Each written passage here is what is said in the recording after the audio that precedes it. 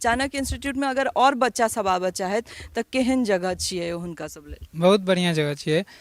सब मास्टर छी अच्छा पढ़ा रहलखिन हैं। थ्योरी प्रैक्टिकल सब होइ छै यहाँ पर।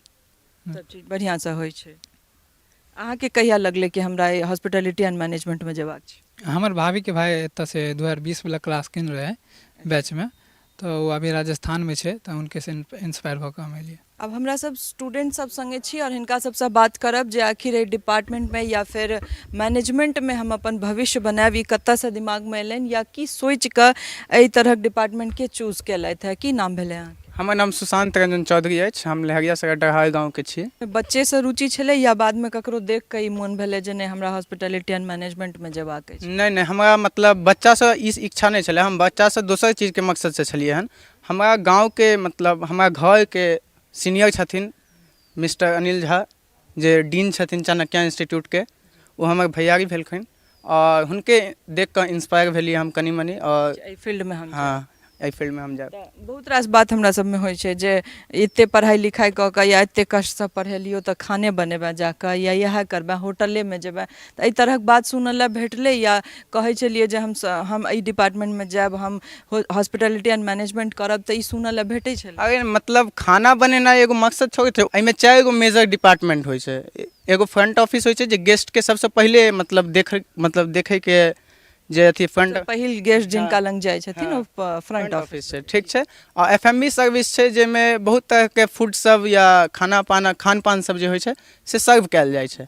और ताहिके बाद फूड मतलब जतेक भी अथी होइ छै हाउसकीपिंग रहै छै, ओ सबटा मतलब रूम सबके डेकोरेट करै छै, फ्लावर अरेंजमेंट करै छै और बहुते कुछ एहन छै जे मतलब कऽ सकै छै। नया सेशन के ई सब एखन बहुत कम क्लास केलथि है और बहुत किछु जे छै से जतबी जानकारी छै ओहिमे कोशिश कऽ रहल छथि बताबऽ के जे आखिर एहि फील्ड में किया एलखिन और की सीख रहल छथि। अहाँके की नाम छै? हमर नाम शंकर कुमार भेल।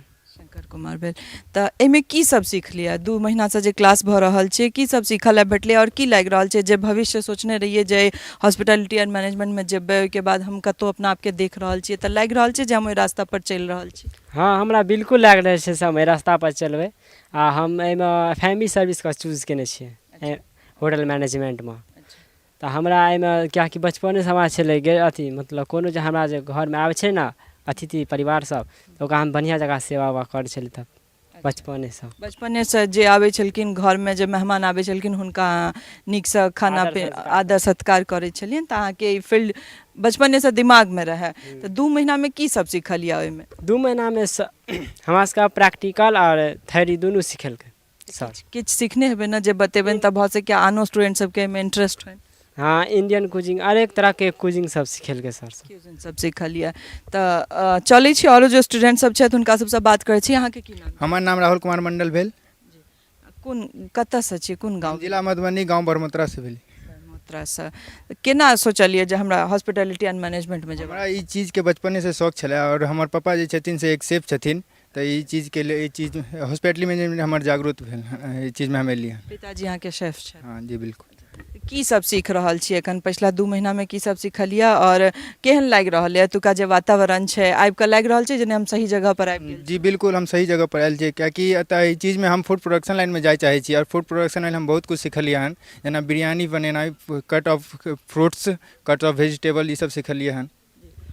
ई अहाँ जे कहलियै कट ऑफ फ्रूट्स और कट ऑफ वेजिटेबल्स सिखलियै, तऽ ई छै जे अलग अलग तरीकासँ काटल जाइ छै। हमरा सब घरमे जे काटै छियै से अहिना काटि कऽ अपन खीरा दऽ देलहुँ, लेकिन अहाँ सबके एकटा तरीका सिखायल जाइए जे केना गेस्ट एथिन या क्लाइंट एथिन तऽ हुनका केना नीकसँ नीक तरीकासँ सर्व करबनि। तऽ ताहिमे की सब तरीका सिखलियै जे केना हम ओकरा कटबै ताकि घरोमे लोक एकरा ट्राई कऽ सकथि? जेना अथी गाजरके हम छोट कट, स्मॉल कट, मीडियम कट कर सकै छियै। शिमला मिर्चके लम्बा कट, जुगनी कट आबै छै, ओ कट कर सकै छियै। फेर अथी कैबेजके लम्बा कट्स चॉपिंग कऽ सकै छियै। ई सब कट्स आबै छै ओहिमे। ई सब सीख रहल छियै। अहाँके की नाम छै? अजीत कुमार यादव। तऽ चाणक्य इंस्टीट्यूटमे जे एतऽ लऽ रहल छियै ट्रेनिंग, तऽ की लागि रहल है? फैकल्टी सब नीकसँ पढ़ा रहल छथिन, नीकसँ थ्योरी सिखा रहल छथिन, प्रैक्टिकल सिखा रहल छथिन? चाणक्य इंस्टीट्यूटमे अगर और बच्चा सब आबऽ चाहत तऽ केहन जगह छियै हुनका सब लेल? बहुत बढ़िया जगह छियै। सब मास्टर छी अच्छा पढ़ा रहलखिन हैं। थ्योरी प्रैक्टिकल सब होइ छै यहाँ पर। सब चीज बढ़िआँसँ होइ छै।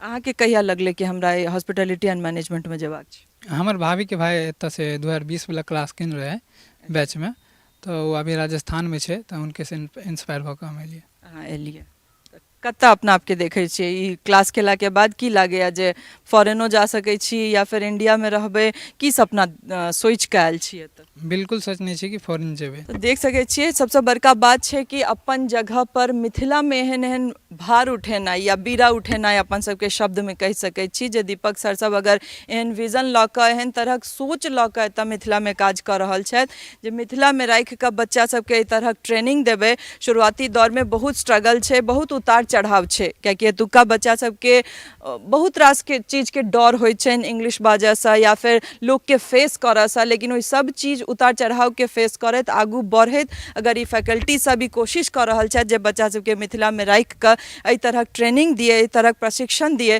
तऽ हमरा लागैत अछि कि अपना आप में एकटा तारीफ करऽ वाला चीज छै। और जुलाई सेशन के एडमिशन एखनो शुरू छै और एखनो भऽ रहल छै। सितंबर तक ई एडमिशन हेतै।